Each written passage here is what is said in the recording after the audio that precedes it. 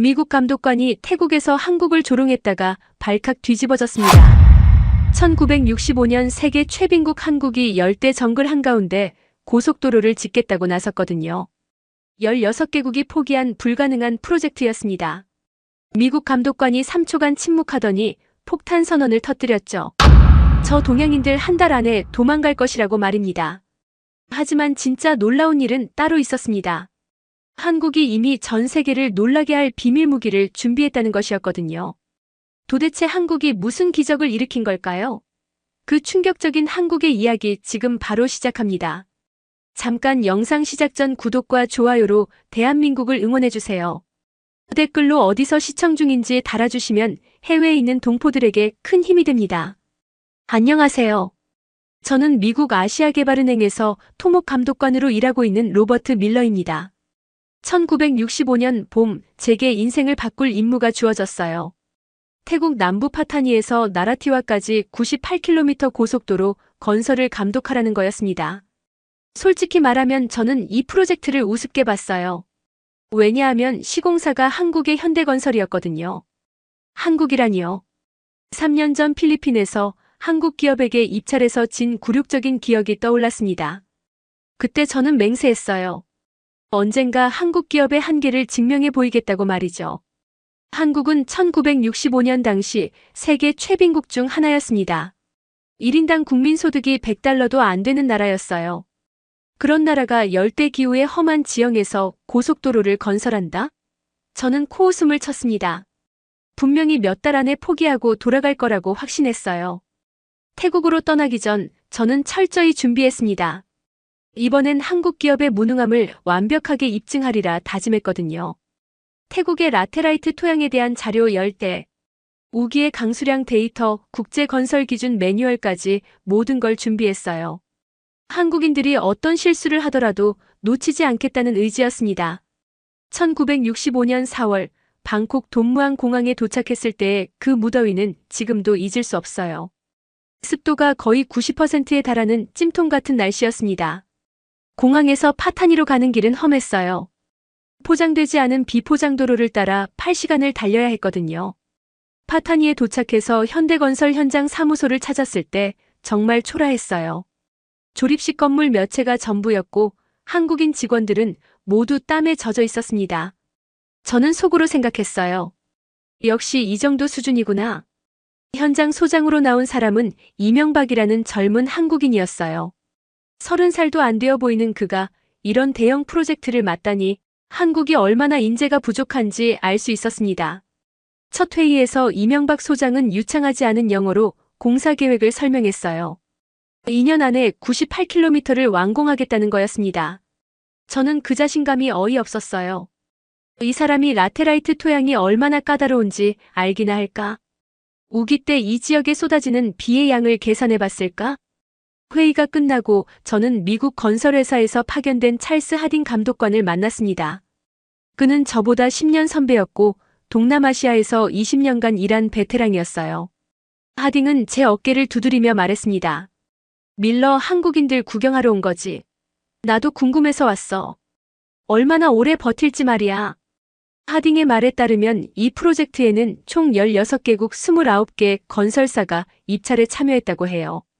독일의 바우어 그룹, 프랑스의 브이그, 일본의 대성건설까지 쟁쟁한 업체들이 모두 포기한 프로젝트였습니다. 그런데 한국이 그걸 따냈다는 거예요. 분명히 덤핑으로 따낸 거야. 적자를 감수하고서라도 해외 진출 발판을 만들려는 거지. 하지만 현실을 알게 되면 금세 포기할 거야. 그날 밤 호텔에서 저는 라테라이트 토양에 대한 자료를 다시 검토했습니다. 이 붉은 흙은 건기에는 돌처럼 단단하지만 비만 오면 진흙탕으로 변해버려요. 게다가 배수가 안 되면 몇 달씩 물이 고여 있습니다. 유럽 선진국들도 골머리를 앓는 까다로운 지형이었어요. 다음 날 아침 현장을 둘러봤을 때 저는 확신했습니다. 한국인들은 분명히 실패할 거라고요. 장비는 낡았고 현지 인부들은 한국인들과 의사소통도 제대로 안 되는 것 같았어요. 무엇보다 한국인들의 표정에서 자신감을 찾을 수 없었습니다. 모두가 불안해 보였거든요. 하지만 그때 저는 몰랐습니다. 한국인들이 어떤 의지를 가지고 있는지, 그리고 그들이 앞으로 어떤 기적을 보여줄지를 말이에요. 3년 전 제가 한국 기업에게 당한 굴욕을 갚아줄 완벽한 기회라고 생각했던 이 프로젝트가 오히려 제 인생을 완전히 바꿔놓을 줄은 꿈에도 몰랐습니다. 프로젝트 시작 일주일 후 저는 하딩 감독관과 함께 한국팀의 첫 번째 시험 구간을 점검했습니다. 3km 정도의 짧은 구간이었지만 이게 전체 프로젝트의 성패를 좌우할 중요한 테스트였어요. 저는 이미 한국팀이 실패할 거라고 확신하고 있었습니다. 현장에 도착했을 때 놀라운 광경이 펼쳐졌어요. 한국인들이 새벽 5시부터 작업을 시작해서 밤 10시까지 일하고 있었습니다. 15시간씩 일하는 거예요. 하딩이 씁쓸하게 웃으며 말했습니다. 저들이 아무리 열심히 해도 기술이 없으면 소용없어. 곧 현실을 깨달을 거야. 하지만 문제는 한국팀이 생각보다 빠르게 진척을 보이고 있다는 거였어요. 라테라이트 토양을 다루는 그들만의 방법을 개발하고 있었습니다. 현지 인부 아마드가 저에게 말했어요. 한국 사람들이 이상해요. 실패해도 포기하지 않고 계속 다른 방법을 시도해요. 저는 그 말을 무시했습니다. 곧 한계가 드러날 테니까요. 그런데 첫 번째 큰 사건이 터졌어요. 하딩이 갑자기 검수 기준을 바꾼 겁니다. 원래 계약서에는 아스팔트 두께가 7cm면 된다고 되어 있었는데 갑자기 8.5cm로 올려버렸어요. 국제 기준을 핑계로 댔지만 사실 한국팀을 곤란하게 만들려는 의도였습니다. 이명박 소장이 하딩에게 따졌어요. 계약서와 다른 기준을 적용하는 이유가 뭡니까? 하딩은 오만한 표정으로 답했습니다. 이건 국제 기준이야. 아시아 기준과는 차원이 다르다고. 제대로 하려면 우리 기준에 맞춰야 해. 그 말에 담긴 인종차별적 뉘앙스를 놓칠 사람은 없었어요. 저는 하딩 편에 섰습니다. 3년 전 굴욕의 기억이 되살아났거든요. 한국이 국제 기준을 따르는 건 당연하다고 지지했어요. 이명박 소장의 얼굴이 굳어지는 걸 봤지만 저는 신경 쓰지 않았습니다. 오히려 속으로 쾌감을 느꼈어요. 드디어 한국의 한계를 보여줄 기회가 온 거였으니까요. 더 큰 문제가 생겼어요. 현지 부품 공급업체들이 갑자기 한국 팀과의 계약을 취소하기 시작한 겁니다. 시멘트, 자갈, 심지어 기본적인 공구까지 공급이 중단됐어요. 나중에 알고 보니 하딩이 현지 업체들에게 압력을 넣었던 거였습니다. 한국 회사는 곧 망할 테니까 거래하지 말라는 식으로요. 한국 팀은 완전히 고립됐습니다. 부품도 없고 기준도 높아지고 현지 협력업체들도 등을 돌렸어요. 일반적인 건설회사라면 진작 포기했을 상황이었습니다. 저는 속으로 환호했어요. 이제 끝이다.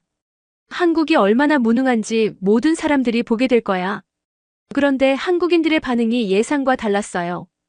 포기하기는커녕 더욱 필사적으로 매달리기 시작했습니다. 이명박 소장은 직원들을 모아놓고 말했어요. 우리가 여기서 실패하면 한국 건설업계 전체가 망신당합니다. 어떤 일이 있어도 성공해야 해요. 그들의 눈빛에서 절망이 아닌 오기가 느껴졌어요. 하딩은 더욱 가혹해졌습니다. 매일 현장을 돌아다니며 트집을 잡았어요. 이건 안 돼, 저것도 안 돼를 반복했습니다. 심지어 이미 완성된 1km 구간을 보고는 전면 재시공을 명령했어요. 이유는 표면 평탄도가 0.5mm 초과였습니다. 누가 봐도 터무니없는 트집이었어요. 현지 인부들도 상황을 눈치챘습니다. 아마드가 저에게 조심스럽게 말했어요. 밀러 씨, 하딩 씨가 너무 심한 것 같아요. 한국 사람들이 정말 열심히 하는데. 저는 차갑게 답했습니다. 기준은 기준이야. 감정으로 일할 수는 없어. 하지만 속으로는 찜찜함이 들기 시작했어요. 그날 밤 호텔에서 하딩과 술을 마시며 대화했을 때 그의 본심을 들을 수 있었습니다. 밀러, 저 동양인들이 성공하면 우리 서구 기술자들 입지가 좁아져. 지금부터가 진짜 싸움이야. 철저하게 밟아버려야 해. 그 말을 듣는 순간 뭔가 거북함이 느껴졌지만 저 역시 한국에 대한 복수심이 있어서 동조했습니다. 며칠 후 더 충격적인 일이 벌어졌어요. 한국팀이 밤새 작업해서 재시공을 완료했는데 하딩이 또다시 문제를 제기한 겁니다. 이번엔 배수시설이 부족하다는 이유였어요. 하지만 설계도를 보면 배수시설은 충분했습니다. 명백한 괴롭힘이었어요. 이명박 소장이 더 이상 참을 수 없다는 표정으로 하딩에게 따졌습니다. 도대체 무엇을 원하십니까? 계약서에 명시된 기준은 모두 충족했습니다. 하딩은 비웃으며 답했어요. 아시아인들은 기준의 진짜 의미를 몰라. 서구 선진국 수준에 맞추려면 아직 멀었어. 그 순간 저는 뭔가 잘못되고 있다는 걸 느꼈어요. 이건 단순한 기준 적용이 아니라 명백한 괴롭힘이었습니다. 하지만 3년 전 굴욕이 떠올라 입을 다물었어요. 한국이 고생하는 모습을 보는 게 싫지 않았거든요. 그날 밤 현장에서 늦게까지 일하는 한국인들을 봤을 때 묘한 감정이 들었습니다. 그들은 불평 한마디 없이 다시 작업을 시작하고 있었어요. 새벽 2시까지 일하는 모습을 보며 저는 생각했습니다. 저들이 정말 포기하지 않네. 하지만 동시에 곧 한계가 올 거야라고도 생각했어요. 이때까지만 해도 저는 몰랐습니다. 한국인들이 어떤 정신력을 가지고 있는지, 그리고 앞으로 어떤 놀라운 일들이 벌어질지를 말이에요. 제 시공이 시작된 지 2주가 지났을 때 저는 한국팀의 이상한 변화를 감지하기 시작했어요. 포기할 줄 알았던 그들이 오히려 더욱 체계적으로 변하고 있었습니다. 밤마다 회의를 하고 새로운 기법들을 시도하고 있었거든요. 가장 놀라운 건 그들이 현지 재료로 혁신적인 방법을 개발하고 있다는 거였어요. 라테라이트 토양에 현지에서 나는 특별한 점토를 섞어서 강도를 높이는 기법을 만들어낸 겁니다. 기존 유럽 방식과는 완전히 다른 접근이었어요. 저는 처음엔 아마추어적 발상이라고 무시했습니다. 하딩도 마찬가지였어요. 저런 식으로 하면 몇 년 안에 다 무너질 거야. 정석대로 해야 하는데 자꾸 이상한 방법만 쓰네. 하지만 현지 인부들의 반응은 달랐습니다. 아마드가 말했어요. 한국 사람들이 신기해요. 우리도 생각 못한 방법을 계속 찾아내거든요. 더 충격적인 일이 벌어졌어요. 한국팀이 장비 부족 문제를 직접 해결하기 시작한 겁니다. 부품 공급이 중단되자 그들은 밤새 용접 작업을 해서 필요한 장비를 직접 만들어냈어요. 시멘트 믹서가 부족하면 트럭을 개조해서 만들고 롤러가 모자라면 근처에서 통나무를 구해다가 임시 롤러를 만들었습니다. 제가 그 광경을 봤을 때 정말 기가 막혔어요. 저들이 정말 저런 걸로 도로를 만들려고. 하지만 놀랍게도 그들이 만든 장비들이 제대로 작동했습니다. 오히려 기존 장비보다 현지 환경에 더 적합했어요. 저는 인정하기 싫었지만 그들의 창의력에 감탄할 수밖에 없었습니다. 하딩은 이런 상황을 못 견뎌 했어요. 한국팀이 포기하지 않고 오히려 혁신을 보여주니까 더욱 가혹하게 굴기 시작했습니다. 임시변통으로 만든 장비로는 국제 기준을 만족할 수 없다며 사용금지 명령을 내렸어요. 심지어 안전상 문제가 있다는 핑계로 작업 중단까지 명령했습니다. 이명박 소장이 하딩에게 따졌어요. 우리가 만든 장비가 왜 문제가 됩니까? 성능은 오히려 더 좋은데요. 하딩은 코웃음을 치며 답했습니다. 성능? 너희들이 뭘 안다고 성능을 논해? 정식 인증받은 장비만 사용해야 한다고. 그 말에 담긴 무시와 차별이 노골적이었어요. 저는 이때부터 양심의 가책을 느끼기 시작했습니다. 하딩의 행동이 명백히 선을 넘고 있었거든요. 하지만 여전히 한국에 대한 복수심 때문에 적극적으로 막지는 못했어요. 그냥 방관하고 있었습니다. 그런데 현지 인부들의 반응이 변하기 시작했어요. 처음엔 한국인들에게 무관심했던 그들이 점점 한국팀을 지지하기 시작한 겁니다. 위치안이라는 기계 담당 인부가 저에게 말했어요. 한국 사람들이 정말 대단해요. 불가능해 보이는 일도 어떻게든 해내거든요. 더 놀라운 건 한국인들이 현지 인부들을 대하는 방식이었어요. 다른 외국 건설 회사들은 현지인들을 단순 노동력으로만 봤는데 한국인들은 달랐습니다. 현지 인부들에게 기술을 가르쳐주고 함께 문제를 해결하려고 했어요. 심지어 아픈 인부가 있으면 병원까지 데려다주는 모습도 봤습니다. 아마드가 감동받아 말했어요. 한국 사람들은 우리를 동등하게 대해줘요. 형제처럼 대하거든요. 그 말을 들으며 저는 뭔가 가슴이 아팠어요.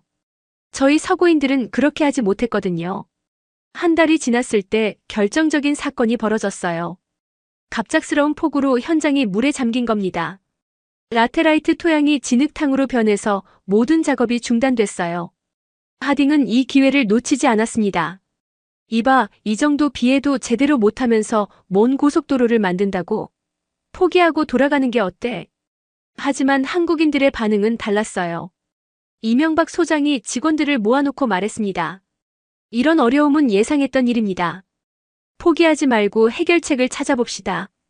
그들은 비 속에서도 배수 작업을 계속했어요.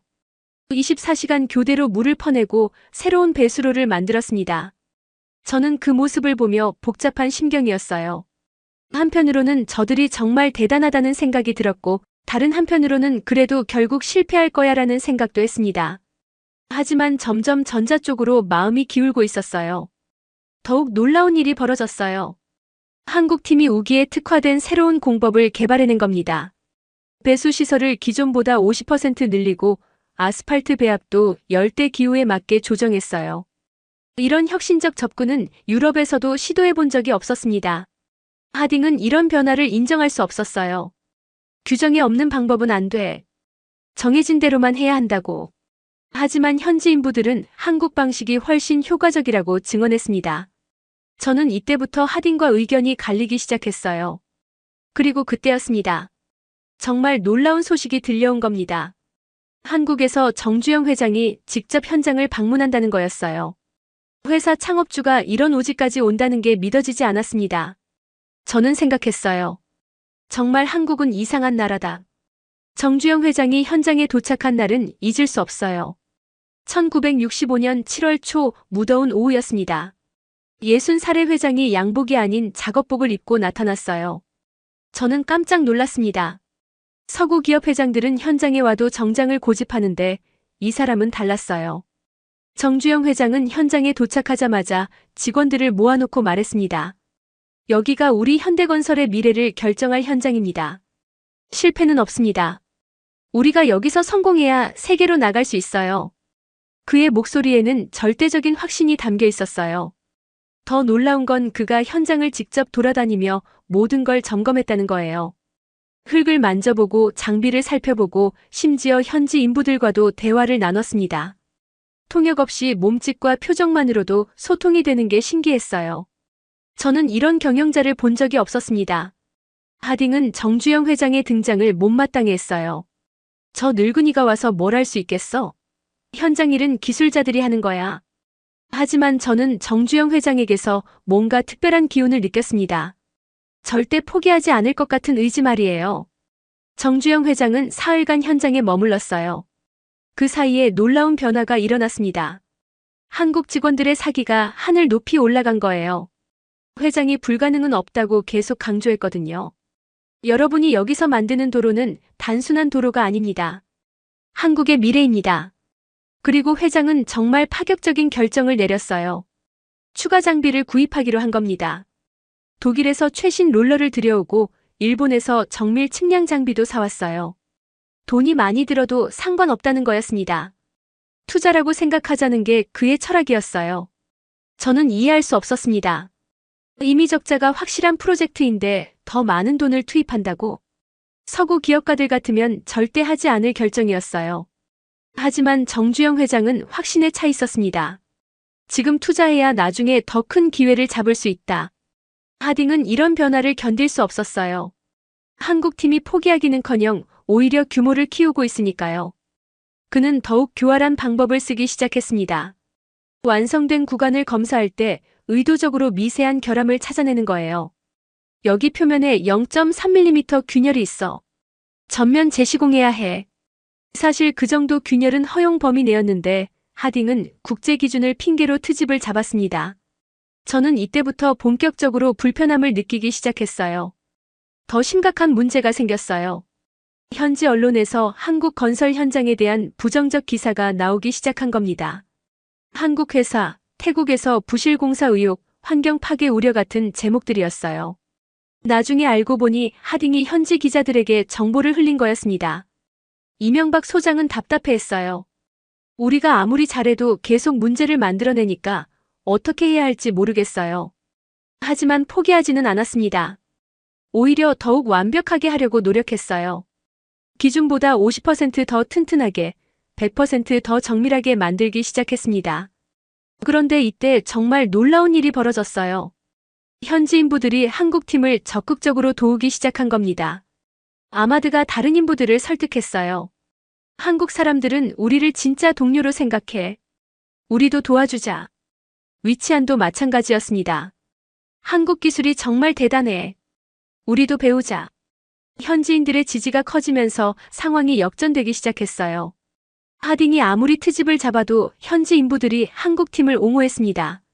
한국 방식이 더 좋아요. 우리도 한국 기술을 배우고 싶어요. 같은 말들이 나오기 시작했어요. 저는 이런 변화를 보며 혼란스러웠습니다. 3년 전 한국 기업에게 당한 굴욕 때문에 복수하고 싶었는데 정작 현장에서 보는 한국인들은 존경스러웠거든요. 그들의 성실함, 창의성, 그리고 현지인들을 대하는 따뜻함까지. 모든 게 제 편견과 달랐어요. 특히 놀라운 건 한국팀의 기술 혁신이었습니다. 그들이 개발한 열대 기후용 아스팔트 배합은 정말 획기적이었어요. 기존 유럽 방식보다 내구성이 30% 이상 뛰어났습니다. 배수 시설도 마찬가지였어요. 우기에도 전혀 문제가 없었어요. 하딩은 이런 혁신을 인정할 수 없었습니다. 규정이 없는 건 안 돼. 검증되지 않은 기술은 위험해. 하지만 현실은 달랐어요. 한국 방식이 훨씬 효과적이었거든요. 저는 이때부터 하딩과 거리를 두기 시작했어요. 그리고 결정적인 순간이 왔습니다. 태국 정부에서 중간 점검단이 나온 거예요. 태국 공공사업부 장관이 직접 현장을 방문했습니다. 하딩은 이 기회에 한국팀의 문제점을 고발하려고 했어요. 하지만 결과는 정반대였습니다. 태국 장관이 한국 구간을 보고 감탄했어요. 이렇게 완벽한 도로는 처음 봅니다. 품질이 유럽 수준을 넘어서네요. 현지 인부들도 한국팀을 적극 옹호했습니다. 한국 사람들이 정말 훌륭해요. 우리를 가족처럼 대해줘요. 그날 밤 저는 호텔방에서 깊은 고민에 빠졌습니다. 과연 제가 옳은 일을 하고 있는 걸까? 한국에 대한 복수심 때문에 정의로운 판단을 못하고 있는 건 아닐까? 3년 전의 굴욕이 제 눈을 가리고 있는 건 아닐까? 1965년 10월 우기가 절정에 달했을 때 모든 것을 바꿔놓을 사건이 벌어졌습니다. 50년 만에 대홍수가 파탄이 지역을 강타한 거예요. 하루 종일 쏟아진 비로 강물이 범람하면서 현장이 완전히 물에 잠겼습니다. 더 심각한 건 인근 마을 주민들이 고립된 거였어요. 새벽 3시쯤 비상벨이 울렸습니다. 현장에서 5km 떨어진 마을에서 구조 요청이 온 거예요. 20여 명의 주민들이 지붕 위에 갇혀 있는데 물이 계속 불어나고 있다는 거였습니다. 태국 당국은 장비 부족으로 구조가 어렵다고 했어요. 하딩은 냉정했습니다. 우리 일이 아니야. 태국 정부가 알아서 할 문제지. 저도 처음엔 그렇게 생각했어요. 건설 현장에서 구조 작업까지 할 필요는 없다고 봤거든요. 하지만 이명박 소장의 반응은 달랐습니다. 사람이 죽어가는데 가만히 있을 수 없어요. 우리가 가진 장비로 구조 작업을 해야 합니다. 이명박 소장은 즉시 한국 직원들을 소집했어요. 위험한 구조 작업에 자원할 사람을 찾는 거였습니다. 놀랍게도 모든 직원이 자원했어요. 하딩이 격분했습니다. 미쳤어? 회사 장비를 위험에 빠뜨릴 생각이야? 구조 작업은 전문가들이 하는 거야. 너희들이 나서서 뭐해? 하지만 이명박 소장은 흔들리지 않았습니다. 사람 목숨이 더 중요합니다. 장비는 다시 살 수 있지만 생명은 돌이킬 수 없어요. 저는 그 순간 깊은 갈등에 빠졌습니다. 3년 전 굴욕 때문에 한국을 미워했는데 정작 위기 상황에서 보여주는 그들의 모습은 존경스러웠어요. 과연 제가 오른편에 서 있는 걸까? 하딕과 함께 한국을 방해하는 게 정당한 일일까? 한국팀은 즉시 구조 작업에 나섰습니다. 가장 큰 덤프트럭을 개조해서 임시 구조선을 만들었어요. 물살이 거센강을 건너는 건 정말 위험한 일이었습니다. 차가 뒤집힐 수도 있고 엔진이 고장날 수도 있었어요. 이명박 소장이 직접 운전대를 잡았습니다. 소장님이 직접 갈 필요 없어요. 저희가 하겠습니다. 직원들이 말렸지만 그는 책임자가 앞장서야 한다며 직접 나섰어요.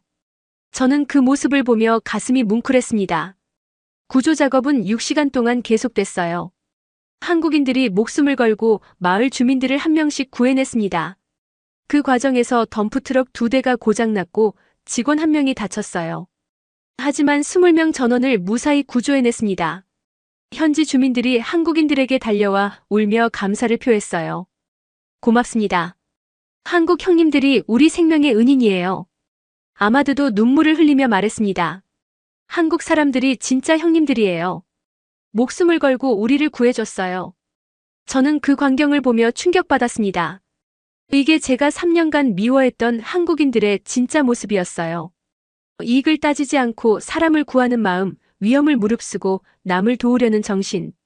이런 사람들을 제가 왜 미워했을까? 하딩은 여전히 차가웠어요. 감상적으로 굴지 마. 저런 식으로 하면 공사 일정이 늦어져. 회사 손해만 커질 뿐이야. 하지만 저는 더 이상 그의 말에 동조할 수 없었습니다. 뭔가 근본적으로 잘못되고 있다는 걸 깨달았거든요. 구조 작업이 끝난 후 더 놀라운 일이 벌어졌어요. 태국 정부에서 한국팀에게 감사패를 수여한 겁니다.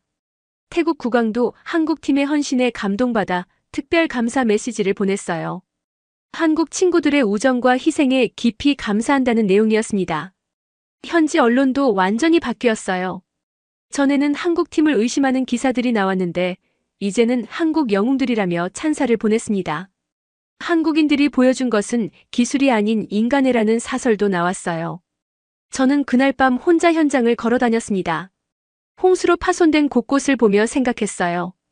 한국인들이 이 모든 걸 다시 복구해야 한다는 걸. 그런데도 그들은 불평하지 않았어요.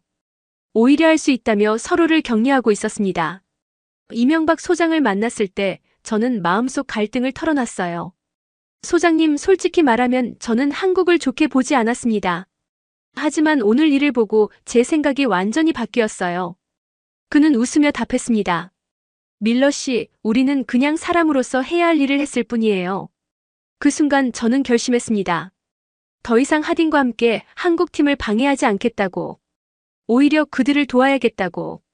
3년 전 굴욕은 제 개인적인 문제였지 이 훌륭한 사람들과는 상관없는 일이었어요. 하딩에게 제 입장을 밝혔을 때 그는 격분했습니다. 밀러, 자네 미쳤나? 저 동양인들한테 넘어간 거야?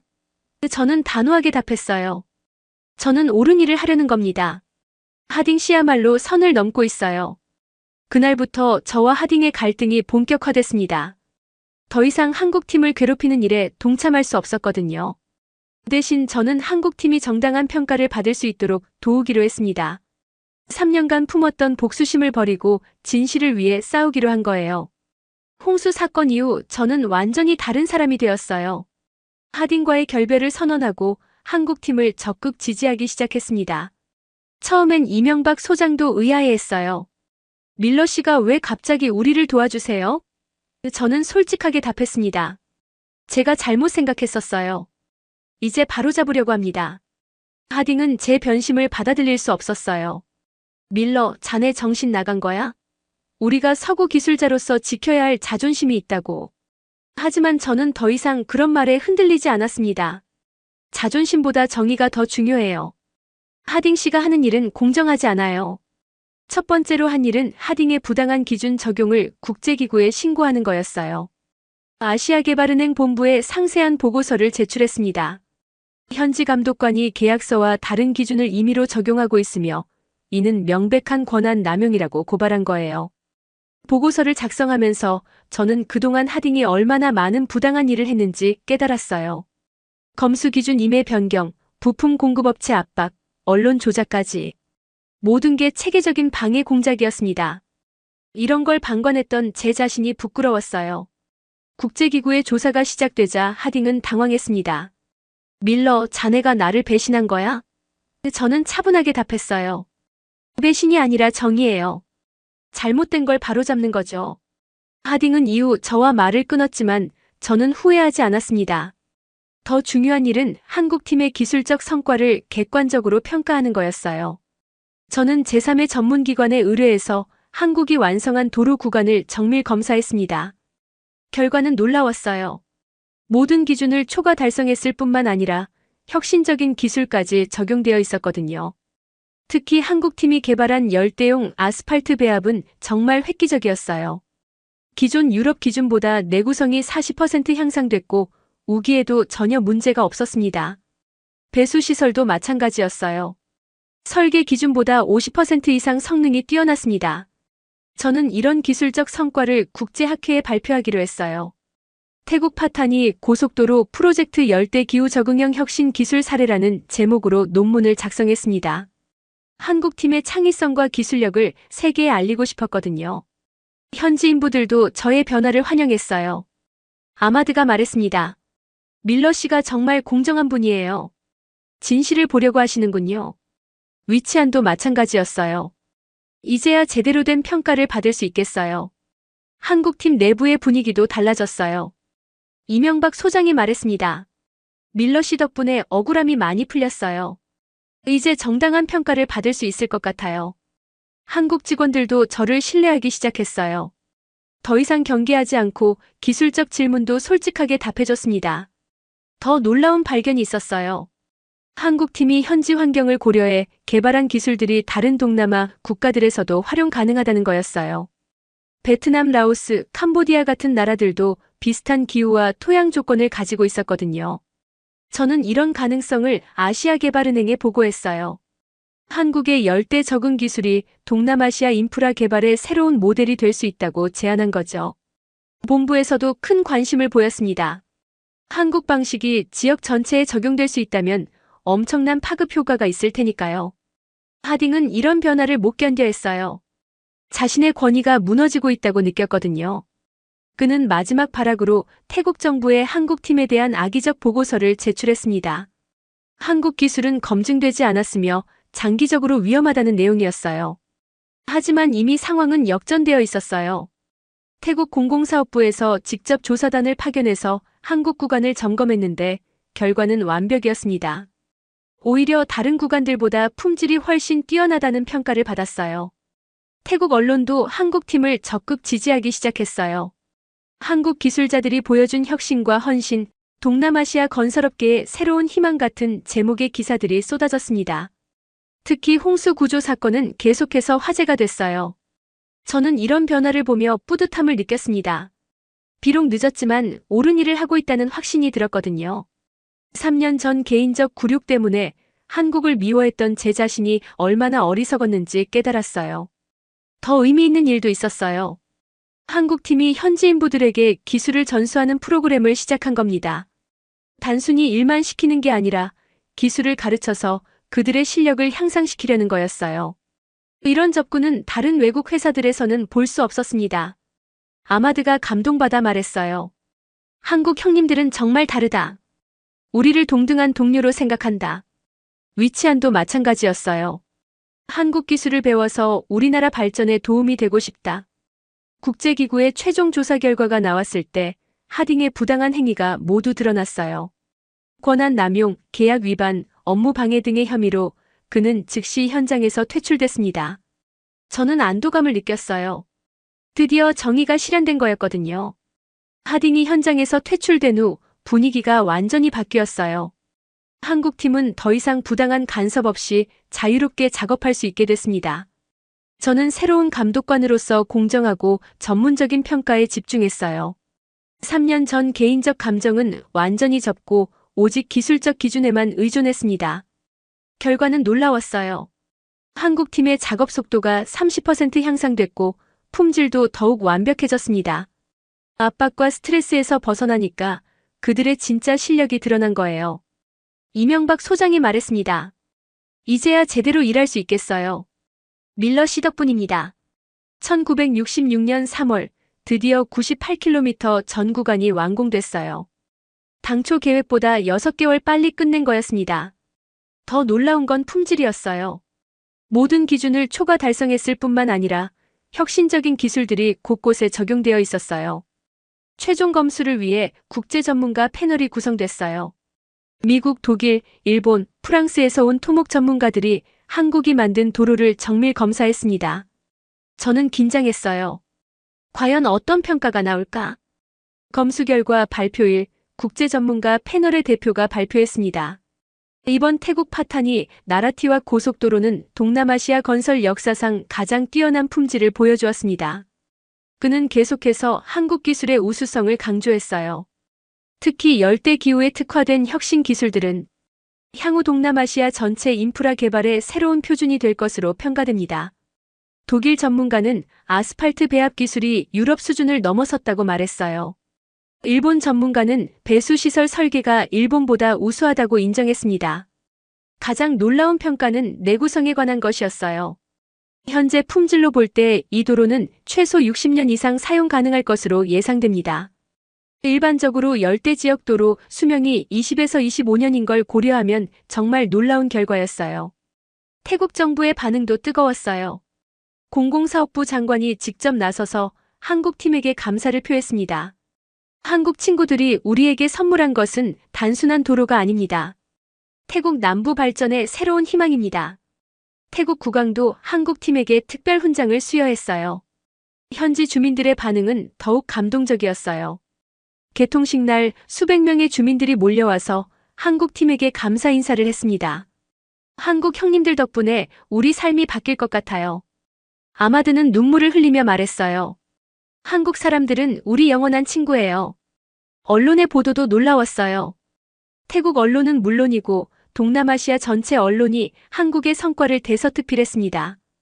동남아 건설 신화를 쓴 한국, 불가능을 가능으로 만든 한국 정신 같은 제목들이 쏟아졌어요. 심지어 서구 언론도 주목하기 시작했어요. 영국 파이낸셜 타임스는 한국, 동남아시아 인프라 시장의 새로운 강자로 부상이라는 기사를 실었습니다. 미국 엔지니어링 뉴스도 한국의 혁신 기술이 열대 건설의 새 장을 열었다고 보도했어요. 저는 이런 변화를 보며 깊은 감동을 받았어요. 3년 전 제가 미워했던 한국이 이렇게 훌륭한 성과를 이뤄내다니. 제 편견이 얼마나 잘못됐는지 다시 한번 깨달았습니다. 한국 본사의 반응도 뜨거웠어요. 정주영 회장이 다시 현장을 방문했을 때 그의 얼굴에는 자부심이 가득했습니다. 이제 현대건설이 세계로 나갈 수 있는 발판을 마련했습니다. 여러분이 쌓아 올린 신뢰가 우리의 가장 큰 자산입니다. 더 의미 있는 일도 있었어요. 다른 동남아 국가들에서 한국에 러브콜을 보내기 시작한 겁니다. 말레이시아, 인도네시아, 필리핀에서 한국 방식으로 도로를 건설해달라는 요청이 들어왔어요. 태국 프로젝트가 한국 해외 건설의 출발점이 된 거였습니다. 저는 아시아개발은행 본부에 상세한 보고서를 제출했어요. 한국의 태국 프로젝트 성공 사례 분석이라는 제목으로 100페이지가 넘는 보고서였습니다. 한국 기술의 우수성과 혁신성을 객관적으로 분석한 내용이었어요. 보고서에서 저는 특히 한국인들의 정신력을 강조했어요. 한국팀이 보여준 것은 기술적 혁신뿐만 아니라 불굴의 의지였습니다. 어떤 어려움에도 포기하지 않는 정신력이 이런 성과를 만들어낸 것입니다. 본부에서도 큰 관심을 보였습니다. 아시아개발은행 총재가 직접 한국 모델을 다른 개발도상국에도 적용해보자고 제안했어요. 한국의 경험과 기술이 아시아 전체 발전에 도움이 될 수 있다는 판단이었습니다. 프로젝트 종료식에서 저는 감회가 새로웠어요. 2년 전 복수심을 품고 왔던 현장에서 이제는 한국을 진심으로 존경하게 됐거든요. 이명박 소장과 악수하며 말했습니다. 소장님 정말 고생 많으셨어요. 저도 많은 걸 배웠습니다. 그날 밤 마지막 회식 자리에서 한국 직원들이 저에게 말했어요. 밀러 씨 덕분에 정당한 평가를 받을 수 있었어요. 정말 감사합니다. 저는 부끄러웠습니다. 처음부터 그들을 공정하게 대했어야 했는데 개인적 감정 때문에 늦었거든요. 하지만 적어도 마지막엔 옳은 일을 했다는 위안이 있었어요. 한국팀의 성공을 세계에 알리고 그들이 정당한 평가를 받을 수 있도록 도왔으니까요. 이제 한국은 동남아시아를 넘어 전 세계로 뻗어나갈 것 같았습니다. 1967년 5월 저는 워싱턴 D.C.에서 열린 아시아개발은행 연례총회에서 발표를 하게 됐어요. 주제는 태국 파탄이 프로젝트 개발도상국 기술력의 새로운 가능성이었습니다. 전 세계 50개국에서 온 정부 관료와 전문가들 앞에서 한국의 성과를 알리는 자리였어요. 발표 준비를 하면서 지난 2년을 돌이켜봤습니다. 복수심으로 시작했던 여정이 어떻게 존경과 감동으로 끝났는지, 3년 전 한국 기업에게 당한 개인적 굴욕이 얼마나 제 시야를 좁혔는지 깨달았어요. 편견이 얼마나 무서운 것인지 뼈저리게 느꼈습니다. 발표 당일 대회의실에는 600여 명이 참석했어요. 저는 긴장하면서도 사명감을 느꼈습니다. 한국이 이뤄낸 놀라운 성과를 정확히 전달해야 한다는 책임감 말이에요. 제가 목격한 한국인들의 의지와 혁신을 세계에 알리고 싶었습니다. 1965년 태국 남부에서 불가능해 보였던 일이 일어났습니다. 저는 이렇게 발표를 시작했어요. 세계 최빈국 중 하나였던 한국이 16개국이 포기한 프로젝트를 성공시킨 겁니다. 그것도 모든 기준을 초과 달성하면서 말이죠. 청중들의 관심이 집중됐어요. 저는 구체적인 데이터를 제시했습니다. 한국팀이 개발한 열대용 아스팔트는 기존 대비 내구성이 40% 향상됐습니다. 배수시설은 50% 성능 개선을 이뤘고요. 가장 놀라운 건 비용 효율성입니다. 품질은 최고 수준이면서도 비용은 30% 절감했어요. 하지만 저는 기술적 성과보다 더 중요한 걸 강조했어요. 한국이 보여준 진짜 교훈은 의지의 힘입니다. 어떤 어려움에도 포기하지 않는 정신력, 현지인을 동등한 동료로 대하는 인간성, 그리고 끊임없는 혁신 의지. 이것이 진짜 한국의 경쟁력이었습니다. 홍수 구조 사건을 언급했을 때 회의실이 조용해졌어요. 한국인들은 자신들의 안전과 회사 이익을 뒤로하고 현지인 구조에 나섰습니다. 이런 정신이 바로 진정한 개발 협력의 모습이라고 생각합니다. 발표 도중 제 목소리가 떨렸어요. 저는 처음에 한국을 무시했습니다. 개인적인 편견 때문이었죠.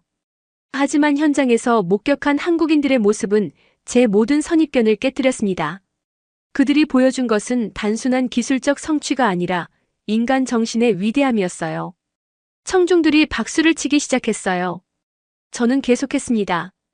한국의 성공은 우연이 아닙니다. 철저한 준비, 현지 적응력, 그리고 무엇보다 포기하지 않는 의지가 만들어낸 필연적 결과였어요. 이것이 바로 개발도상국들이 배워야 할 진정한 교훈입니다. 마지막 슬라이드에서 저는 60년 후 도로 상태 예측 자료를 보여줬어요. 현재 품질로 볼 때 이 도로는 2025년까지도 사용 가능할 것으로 예상됩니다. 한국이 단순히 도로를 건설한 게 아니라 태국 남부 발전의 영원한 토대를 마련한 겁니다. 발표가 끝나자 기립박수가 터져나왔어요. 세계은행 총재가 일어서서 박수를 쳤고 다른 참석자들도 모두 일어났습니다. 저는 감격했어요. 한국의 성과가 전 세계에 제대로 인정받는 순간이었거든요.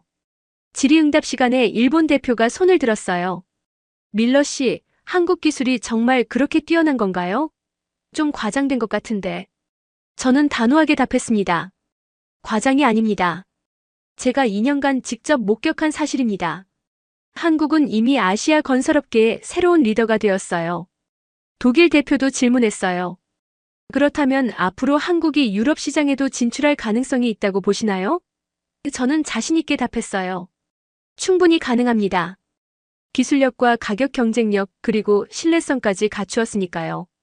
10년 안에 한국이 글로벌 건설 강국이 될 거라고 확신합니다. 발표 후 많은 사람들이 저에게 다가왔어요. 한국에 대해 더 자세히 알고 싶다. 한국 기업과 협력할 방법이 있나 같은 질문들이 쏟아졌습니다. 저는 뿌듯했어요. 한국에 대한 관심이 이렇게 높아지다니. 그날 밤 호텔에서 이명박 소장에게 국제 전화를 걸었어요. 소장님, 오늘 발표가 성공적이었어요. 전 세계가 한국에 주목하고 있습니다. 그는 감격해하며 답했어요. 밀러 씨 덕분입니다. 처음부터 우리를 믿어주시고 지지해주셔서 정말 감사해요. 사실 저는 부끄러웠어요. 처음엔 믿어주지 않았으니까요. 소장님, 제가 늦게나마 깨달은 게 다행입니다. 한국의 가능성을 일찍 알아봤어야 했는데. 그는 웃으며 말했어요. 중요한 건 결국 함께했다는 거죠. 밀러 씨는 우리 영원한 동반자예요. 몇 달 후 놀라운 소식이 들려왔어요. 한국이 말레이시아 고속도로 프로젝트를 수주한 겁니다. 태국 성공 사례 덕분이었어요.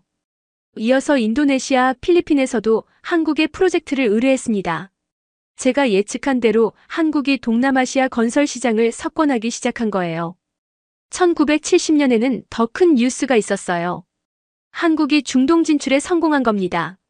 사우디아라비아에서 대규모 건설 프로젝트를 수주했다는 소식이었어요. 태국에서 쌓은 신뢰와 기술력이 중동으로 이어진 거였습니다.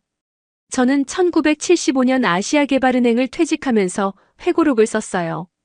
제목은 편견을 넘어서 한국에서 배운 진정한 개발의 의미였습니다. 제 개인적 변화와 한국의 성공 스토리를 담은 책이었어요. 회고록에서 저는 솔직하게 고백했어요. 나는 개인적 감정 때문에 한국을 미워했다. 하지만 그들과 함께 보낸 인연이 내 인생을 바꿨다. 진정한 실력은 기술이 아니라 정신에서 나온다는 걸 배웠다. 책이 출간되자 큰 반향을 일으켰어요. 특히 개발도상국들에서 큰 관심을 보였습니다. 한국처럼 우리도 할 수 있다는 희망을 갖게 됐다는 거였어요. 저는 뿌듯했습니다. 한국의 사례가 다른 나라들에게 영감을 주고 있다니. 1980년 저는 한국을 다시 방문했어요. 15년 만에 재방문이었습니다. 서울의 변화가 놀라웠어요. 고층 빌딩들이 즐비하고 지하철이 운행되고 있었어요. 1965년 당시 최빈국이었던 한국이 완전히 다른 나라가 되어 있었습니다. 현대건설 본사에서 이명박 사장 당시 승진을 만났을 때 감회가 새로웠어요. 밀러 씨, 오랜만이에요. 그때 일이 엊그제 같은데. 그는 이제 한국을 대표하는 기업인이 되어 있었어요. 소장님도 정말 성공하셨네요. 그때 보여주신 정신력이 여기까지 이끌어온 거겠죠. 현대건설은 이미 세계적인 건설회사가 되어 있었어요. 중동 곳곳에서 프로젝트를 진행하고 있었고 심지어 유럽에도 진출했다고 했습니다. 태국에서 시작된 작은 씨앗이 거대한 나무로 자란 거였어요. 가장 감동적인 순간은 태국 도로를 다시 방문했을 때였어요. 15년이 지났는데도 도로 상태가 완벽했습니다. 제가 예측한 대로 60년은 좋게 쓸 수 있을 것 같았어요. 현지 주민들도 여전히 한국 형님들이 만든 길이라며 자랑스러워했습니다. 아마드도 다시 만났어요. 이제 지역 건설업체 사장이 되어 있었어요. 밀러 씨, 한국 형님들 덕분에 제가 이렇게 됐어요. 그때 배운 기술로 사업을 시작했거든요. 그는 한국식 기법을 현지에 전파하고 있었어요. 위치안도 마찬가지였어요. 태국 정부 건설부 기술고문이 되어서 한국 방식을 태국 전체에 보급하고 있었습니다. 한국 기술이 우리나라 건설업계를 완전히 바꿨어요. 정말 감사하게 생각해요. 그날 밤 파타니 호텔에서 저는 깊은 감동에 빠졌어요. 20년 전 복수심을 품고 왔던 이곳에서 이제는 한국에 대한 무한한 존경심을 갖게 됐으니까요. 개인적 편견이 얼마나 어리석었는지, 그리고 진실을 보는 눈이 얼마나 중요한지 다시 한번 깨달았습니다. 현재 2025년 저는 90세가 됐어요. 한국은 제가 예측했던 것보다 훨씬 더 놀라운 나라가 되었습니다. K-파프, 드라마, 반도체, 자동차. 모든 분야에서 세계를 리드하고 있어요. 60년 전 태국 정글에서 시작된 작은 도전이 이런 결과를 만들어낸 거죠. 가끔 젊은 엔지니어들에게 강연할 때 저는 항상 말합니다. 편견을 버리고 열린 마음으로 보라. 진정한 실력은 예상치 못한 곳에서 나타날 수 있다. 한국이 그것을 증명했다. 태국 파타니 마이너스 나라티와 고속도로는 지금도 건재합니다. 60년이 지났지만 여전히 동남아시아 최고 품질의 도로로 평가받고 있어요. 한국인들이 남긴 것은 단순한 도로가 아니라 불가능은 없다는 정신이었습니다. 그 정신이 오늘날 기적을 만들어낸 것이겠죠. 1965년 세계 최빈국에서 2025년 선진국으로 한국이 보여준 기적은 영원히 기억될 것입니다.